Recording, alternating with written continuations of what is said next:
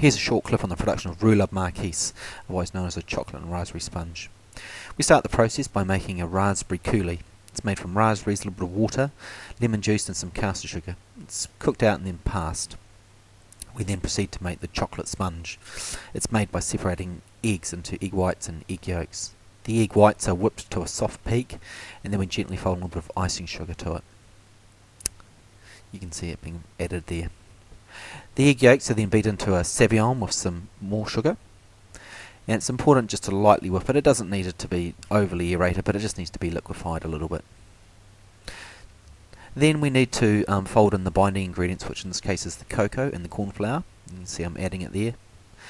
So we just dust in a little bit of the cocoa and corn flour, mix it throughout, and then we incorporate the egg whites or the soft meringue as we build it up.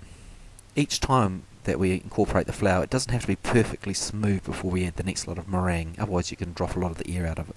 It's nice and incorporated now, all the ingredients are combined. We then put that onto silicone paper. If you don't have that, you can use grease-proof paper. And it's spread out nice and thin, around about 8mm in thickness. It's important to try and get it as even as possible.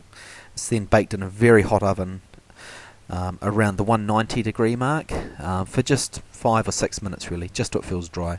It's then turned out into a heavily sugared piece of greaseproof paper. The coulis is then poured over the top 2/3 of the sponge, and we're just allowing it to cool a little bit now. Once it's ready, once it's cool enough, we then put the cream over it. If it's too hot, the cream will melt. If it's too cold, the problem will be that the sponge will end up cracking as we roll it. We then dot it with raspberries, frozen's fine. And then we need to proceed to roll up the sponge. Here you see the students trying to roll it up. You'll notice in this clip he's just having a little bit of difficulty, and that's because the sponge is slightly stuck to the greaseproof paper. The most likely cause of this is not enough caster sugar on the paper.